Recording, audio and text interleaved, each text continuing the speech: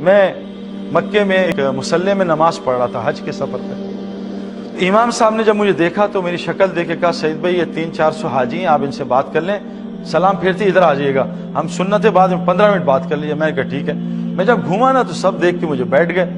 پیچھے 3-4 صفحے ابھی آخری رکعت میں تھی. ایک دم ایک آدمی آیا، کہا امام صاحب کسی کا آئی فون ملا ہے، اعلان کر دیں کس کا ہے. امام صاحب مجھے ذرا دیکھ کے ذرا بوکھلا سے گئے تھے، ایکسائٹڈ تھے. تو بجائے یہ نہیں دیکھا کہ ابھی 4 صفحے نماز میں ہیں، ان کی نماز ڈسٹرب ہوگی، اور مائک میں اعلان کیا بھائی کسی کا آئی فون ملا ہے، جس کا ہے بتا دے. تو میں نے ادھر سے دیکھا وہ اگلی 2 صفحے رکوع میں تھی، ساری رکوع میں. انہوں نے رکوع میں جیب چیک کی کہ ہمارا آئی فون تو نہیں. تو رکوع میں بھی آئی فون، جیب چیک کرتے ہیں یار پیسے وہ ہاں کارڈ پڑے ہیں نا. یہاں بھی میں یہ بہت کرتا رہا ہوں. میں نے یوں دیکھا یار وہ 10,000 روپے، ہاں شکر یار. زبان اللہ کو بول رہی ہے، ہاتھ جیبیں چیک کر رہے ہیں. ہمارا اللہ سے معاملہ صحیح نہیں ہے نا. آپ سچ بتائیں. اللہ اکبر کیا، اللہ نکل گیا کہیں اور کھوپڑی گھوم گئی. ایسے کھوپڑی گھوم رہی ہے، کھوپڑی گھوم رہی ہے. میں اکثر اپنے گھر والوں کو کہتا تھا بھائی مجھ سے نماز سے پہلے انڈے ڈبل روٹی نہ منگایا کرو، کیونکہ آخری سجدے میں انڈے ڈبل روٹی یاد آتے ہیں. ہماری نماز پتہ نہیں کن کن چیزوں پڑھ رہی ہے. اللہ سے میرا کتنا تعلق ہے وہ نماز میں پتہ چل جاتا ہے. آج ہم بتا دیں اللہ، آج کتنے لوگ کو یاد ہے کہ فجر میں امام صاحب نے کیا پڑھا تھا، لیکن یہ یاد ہے کہ شاہد آفریدی نے 37 گیندوں میں سینچری کی تھی. وہ ایک ایک بال یاد ہے، لیکن امام صاحب نے فجر میں کیا پڑھا تھا کتنے مسلمانوں کی یاد ہے. حضور صلی اللہ علیہ وسلم فرمایا تم اللہ سے اپنا تعلق ٹھیک کر لو، تمام مخلوق سے اللہ تمہارا تعلق ٹھیک کرے. ہم کس سے ٹھیک ہے یار؟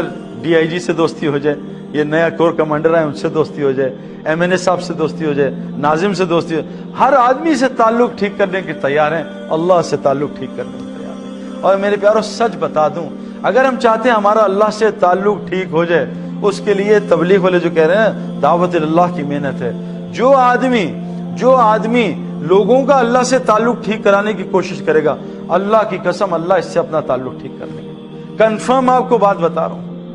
کہ جو حدیث میں آتا ہے، جو چاہتا ہے کہ وہ اللہ کا محبوب بنے، وہ لوگوں کا اللہ کا محبوب بنانا شروع کر دے. آسان بات بتائی کہ جو چاہتا ہے اللہ کا محبوب بنے، وہ لوگوں کو اللہ کا محبوب بنانا شروع کر دے، اللہ اس کو اپنا محبوب بنا لیں گے. آج مسلمانوں نے لوگوں کو اللہ کا تعارف کرانا شروع کر چھوڑ دیا، اللہ نے اس کا تعارف ختم کر دیا. یہ جنید جمشید جو ہے یہ کیا کرتا تھا؟ جنید جمشید، ابھی ہم چترال میں تھے، تقریباً 10 دن ساتھ رہے. اتنی کوالٹیز تھی اس میں نے اپنے ان 15 سالوں میں آج تک نہیں دیکھا. میں آپ کو عجیب بات بتاؤں، میں اور جنید جمشید بہت طاقتور آدمی تھا، میرے اندر 10% بھی اس کی طاقت نہیں. میں اور جنید انگلینڈ میں ایک مسجد میں جماعت میں تھے، ساتھ میں لیٹے ہوئے تھے، سو رہے تھے. اچھا جنید نا اتنا بااخلاق آدمی تھا کہ 2 بجے تک بھی کوئی آئے گا تو اس کو یہ نہیں کہتا تھا اٹھ جاؤ چلے جاؤ میں سو رہا ہوں. میں تو فوراً کہتا ہوں بھائی چلے جاؤ. جنید نہیں کہتا تھا. تو 2 بج گئے. میں نے کہا یار جنید بھائی تمہارے مریدین نے حد کر دیا یار، ہمیں سونے دو یار، اللہ کے بندے ان کو کہو جائیں.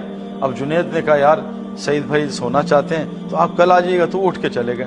تو میں نے بہت نیند آئی، صبح بہت پتہ نہیں ارلی جاگے تھے. تو میں آنکھ لگی، ایک دم اس نے اٹھایا کہ سعید بھائی باہر ایک ہندو کھڑا ہے، وہ آپ کا بڑا فین ملنا. میں کہا جاؤ بھگاؤ یہاں سے یار، تمہارا دماغ خراب ہے نا. اچھا میں نے یوں کیا نا، جنید نے یوں دیکھا. جنید نے کہا سعید بھائی ایک بات کروں، برا نہ ماننا، اگر یہ رات کو ہندو مر گیا نا یا آپ مر گئے، کل قیامت کے دن اللہ آپ کی پکڑ کر دیں گا. میں کہا جنید بھائی مت ڈراؤ یار، سونے تو دو. میں اٹھ کے میں کہا بلاؤ یار اس ہندو کو. وہ آ گیا. جنید اٹھ گیا. میں کہا سعید بھائی شاباش، میرے کندھے دبائے، شاباش سعید بھائی چلو. وہ آیا. میں کہا ہندو آیا. میں کہا کیا بات ہے؟ کہتا سعید بھائی میں آپ کو بہت فین ہوں، آپ نے یہ ہوئے. میں کہا خاک تو فین ہے، تو ہندو ہے مسلمان، تو مسلمان. وہ کہا کلمہ پڑھا. وہیں اس نے کلمہ پڑھ لیا. تھوڑی سی ہم نے نیند قربان کی. تو جنید جمشید کی ایک کوالٹی تھی میرے پیاروں، وہ ہر حال میں اللہ کو بولتا تھا. آپ اس کو رات کو 2 بجے اٹھائیں کہ جنید باہر 3 لڑکے ہیں. میں اس کے ساتھ اسلام آباد میں تشکیل تھی، 2 لڑکے خودکشی کرنے جا رہے تھے. انہوں نے مجھے اٹھایا. میں کہا چلو یار سونے دو. میں نے ہٹا دیا. جنید کو کہا کیا بات ہے؟ کہ جنید بھائی 2 لڑکے خودکشی کرنے جا رہے ہیں، پاس سے ان کا بلاؤ اندر. وہ 1 گھنٹہ جنید نے 2 بجے اٹھ کے بات کی 3 بجے تک. ان دونوں نے خودکشی کینسل کی اور اللہ کے راستے میں 3 دن لگا دیے. اللہ نے جنید کے ذریعے سے ان کی جان بچا لی میرے پیارے.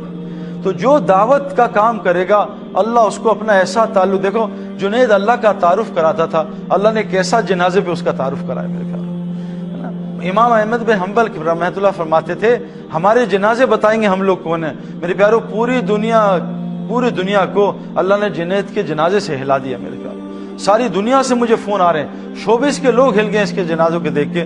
اتنا بڑا اللہ کا ولی تھا میرے پیارو. جنید کی کوالٹی تھی، جنید روزانہ اللہ کا تعارف لوگوں کو کراتا تھا. یہ ہمارا مقصد ہے. اللہ کی قسم جو روز اللہ کا تعارف کرائے گا، دیکھو اللہ اس کا کیسا دنیا میں تعارف. یہ میرے پیارو اللہ، یہ جو دل ہے نا، یہ دل، یہ آج ہمارا اللہ سے ہٹا ہوا ہے. آج ہمارا یقین پچھلی قوموں والا ہو گیا ہے. میرے پاس پیسے زیادہ ہو جائیں گے، میرے حالات ٹھیک ہو جائیں گے. قارون کا یقین تھا. میرے پاس طاقت آ جائے گی، قوم عاد کا یقین تھا. میں ٹیکنالوجی والا بن جاؤں، قوم سمود کا یقین تھا. میری چیزوں کی کثرت ہو جائے، قوم نوح کا غلط یقین تھا. میں عہدوں میں آ جاؤں، یہ فرعون و نمرود کا یقین تھا. اور میں اپنی زراعت ٹھیک کر لوں، یہ قوم سبا کا یقین تھا. میں تجارت ٹھیک کر لوں، قوم شعیب کا یقین تھا.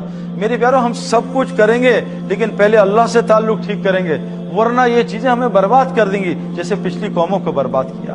اگر مال اللہ کو ساتھ رکھ کے لیا، مال اللہ کو ساتھ رکھ کے کمایا، اللہ ہمیں بھی وہ عزت دے گا جو اللہ نے عثمان غنی رضی اللہ عنہ کو عزت دی.